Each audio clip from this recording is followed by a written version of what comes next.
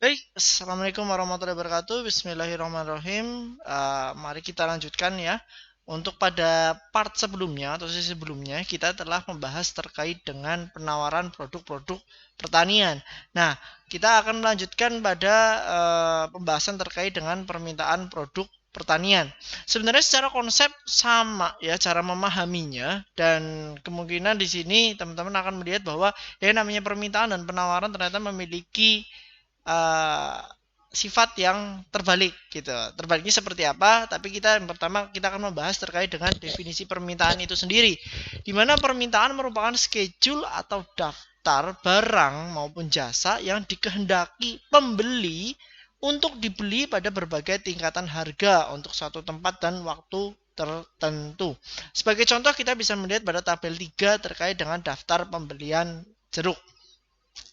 Kita melihat bahwa yang namanya harga jeruk sama dengan yang penawaran sebelumnya. Harga jeruk kita melihat urutannya dari yang mulai terendah itu 4.500, kemudian naik 4.750, 5.000 hingga 6.000 rupiah. Dan kita melihat pembeliannya di situ ya, pembeliannya atau kita bisa juga sebut dengan permintaan akan jeruk tersebut. Ketika harganya di 4.500, pembelian atau permintaannya itu sekitar 140 kilogram. Ketika harga naik, permintaan turun 120, naik Rp5.000 jadi 100 kilo, dan sampai pada harga Rp6.000 itu menjadi 20 kilo. Nah, semakin kita bisa melihat di sini berarti semakin tinggi harga atau semakin naik harga, maka permintaan atau pembelian itu semakin menurun. Sekali lagi ini hanya berlaku pada produk-produk atau barang-barang inferior, termasuk di dalamnya adalah produk pertanian seperti itu. Berbeda dengan penawaran, di mana ketika penawaran kita sudah membahas bahwa semakin naik harganya, maka yang ditawarkan akan semakin banyak ya kalau dari sisi penjual. Nah, ini kita berada pada sisi konsumen, pembeli gitu. Ketika ada barang pertanian, komoditas pertanian, harganya naik, kita mungkin yang tadinya mau beli 140 kilo, ya udahlah karena harganya naik gitu ya. Kan nggak mungkin kalau kita beli komoditas pertanian bahkan untuk kelas rumah tangga saja nggak mungkin kita beli cuma satu gitu kan ya, beli jeruk cuma beli satu biji gitu ya, kan nggak mungkin gitu, pasti beli berapa kilo atau berapa ons dan sebagainya.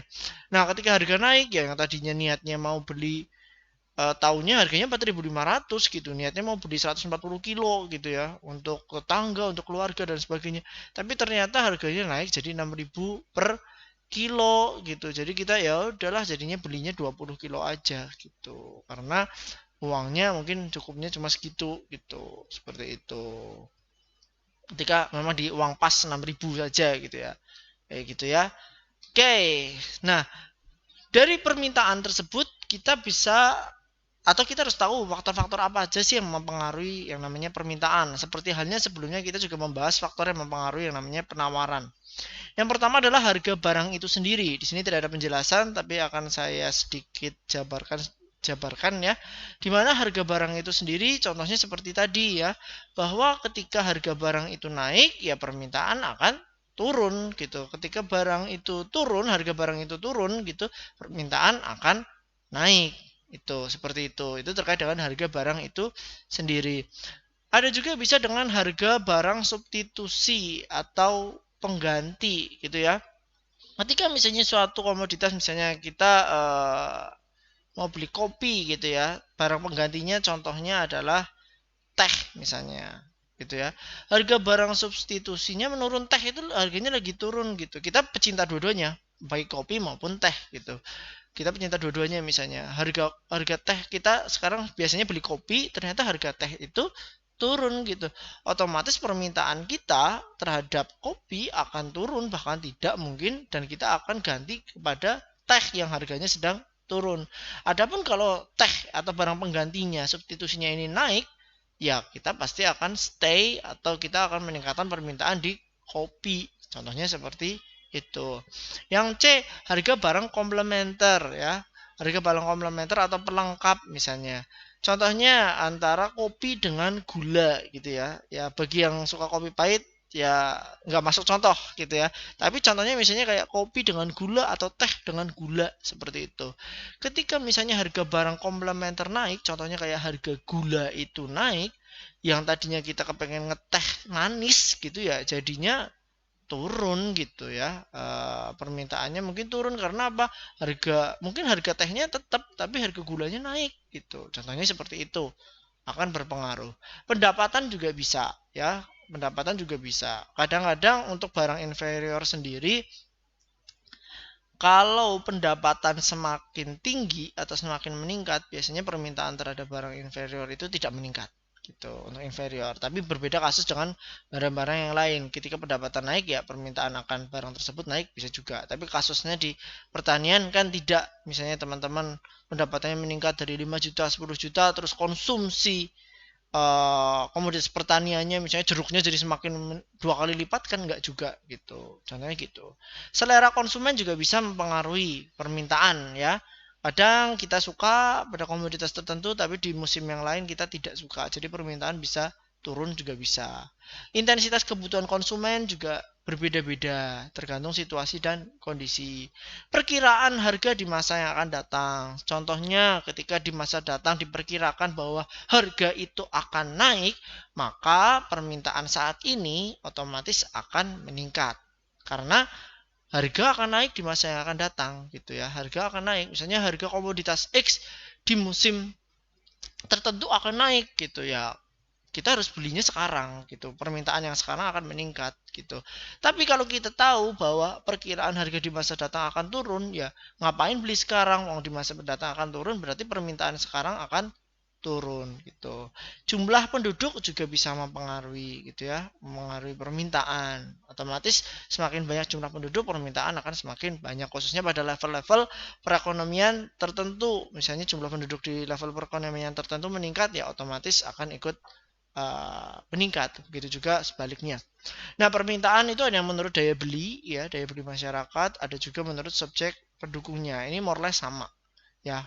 Permintaan individu dan kolektif sudah dibahas juga di penawaran juga, dimana kalau permintaan individu ya perorangan seperti ini, desi, ika, titik dan sebagainya. Tapi kalau permintaan pasar ya ini. Angkanya dari mana? Ya ini perkiraan saja gitu ya, perkiraan saja 500. Anggap saja di sini jumlahnya sampai ketemu 500. Semakin tinggi harga, semakin naik harga, maka semakin kecil untuk barang yang diminta oleh pasar ataupun oleh ya pasar ya, ataupun individu juga itu, kolektif maupun individu juga seperti itu. Sehingga dapat disimpulkan bahwa yang namanya hukum permintaan, semakin turun ya, semakin turun tingkat harganya turun, maka semakin banyak jumlah barang yang bersedia diminta. Sebaliknya, semakin naik harganya, maka semakin sedikit jumlah barang yang diminta. Jadi kalau permintaan ini berbanding terbalik dengan yang namanya harga. Jumlah yang diminta berbanding terbalik dengan jumlah atau harga yang ditawarkannya gitu ya. Kalau harga naik, permintaan turun. Kalau harga turun, permintaan naik. Dan perlu digarisbawahi ini untuk barang-barang inferior termasuk dengan komoditas pertanian di dalamnya. Sehingga kalau kita bisa melihat bahwa yang namanya kurva permintaan ya seperti ini, di mana kurva permintaan merupakan suatu kurva yang menunjukkan hubungan antara harga barang dengan jumlah barang yang diminta. Kita bisa melihat dari tabel yang sama ya, tabel penawaran permintaan jeruk ya, permintaan jeruk gitu ya. Ketika harga ini 4.500, permintaannya ada di 140 gitu. Di 140. Ketika harganya 4.750 ada di 120. Tuh.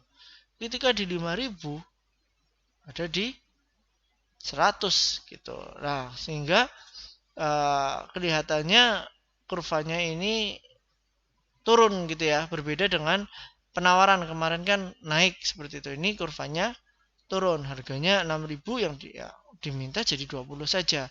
Semakin tinggi harga, maka semakin sedikit jumlah barang jumlah barang atau produk, barang dan jasa yang diminta. Itu terkait dengan kurva permintaan.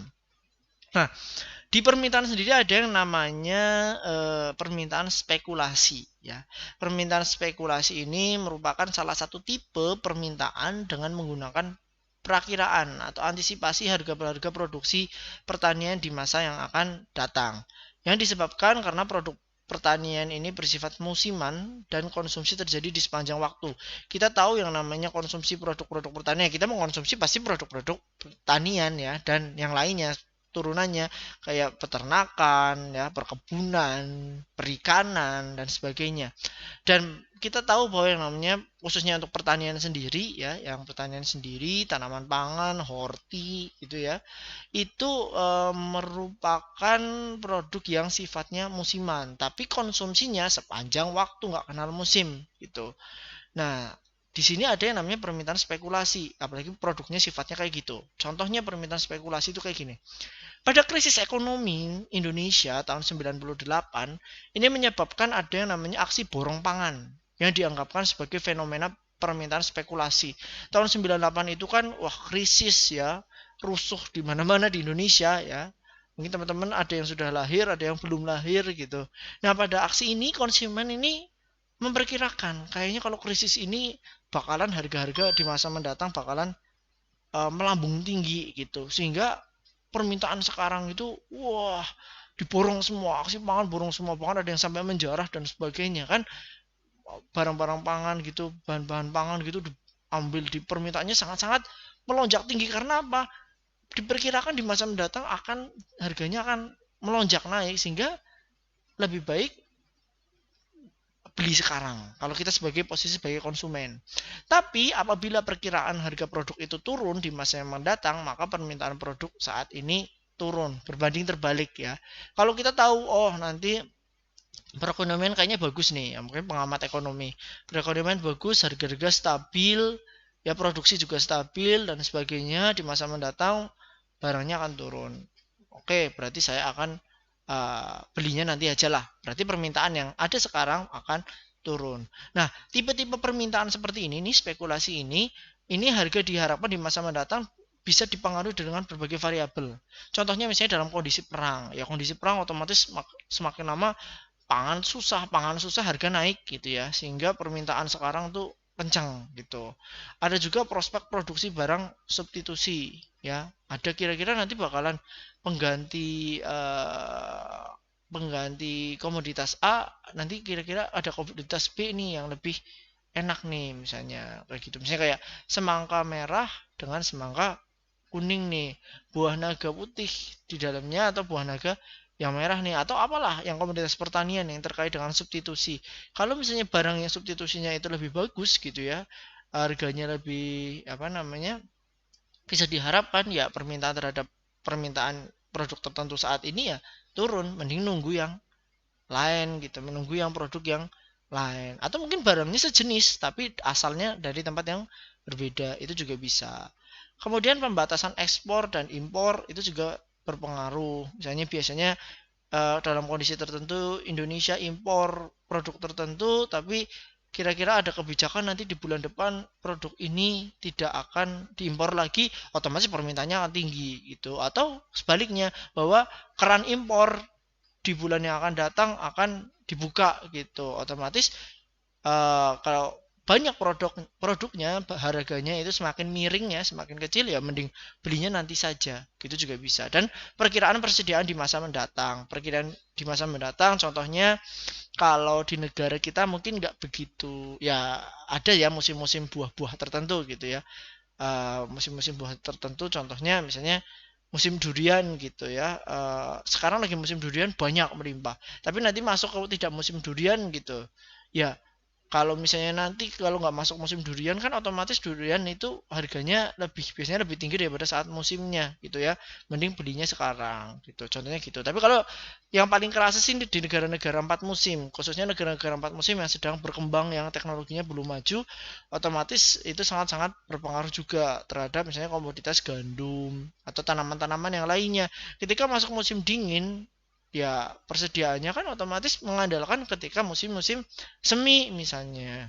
Ketika musim-musim saat bisa tanam ya otomatis uh, mending belinya saat ini untuk persediaan di masa yang akan datang, di saat-saat musim-musim dingin seperti itu. Itu juga bisa jadi permintaan spekulasi. Tapi kalau sudah musiman sih sebenarnya masih bisa diprediksi. Cuma terkadang kala yang ekstrim, kondisi-kondisi yang ekstrim seperti tadi contohnya adalah krisis ekonomi, ya bisa juga seperti itu gitu. Itu kan kondisi-kondisi yang sangat-sangat ekstrim gitu.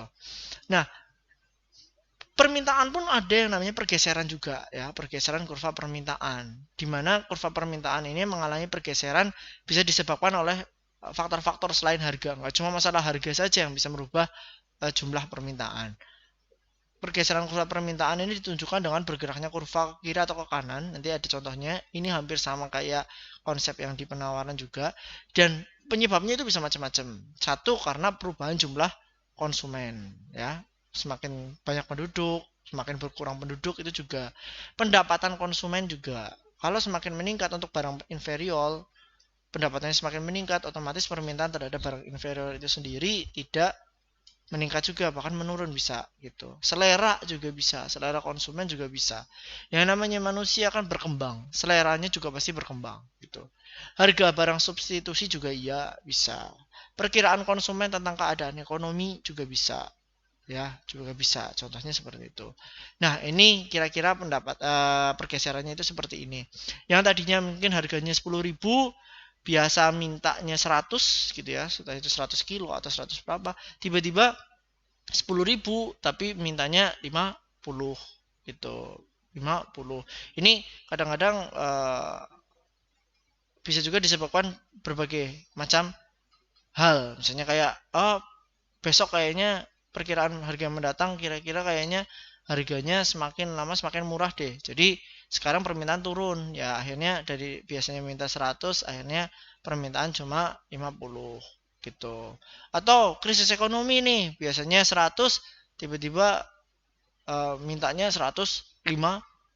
Itu juga bisa seperti itu. Dan masih banyak lagi alasan-alasannya seperti harga barang substitusi, komplementer dan sebagainya yang menyebabkan adanya pergeseran pada kurva permintaan. Oke. Nah, di permintaan maupun penawaran itu ada yang namanya permintaan primer dan penawaran primer. Ada juga permintaan turunan dan juga penawaran turunan. Apa sih bedanya antara permintaan primer dan penawaran primer serta turunannya?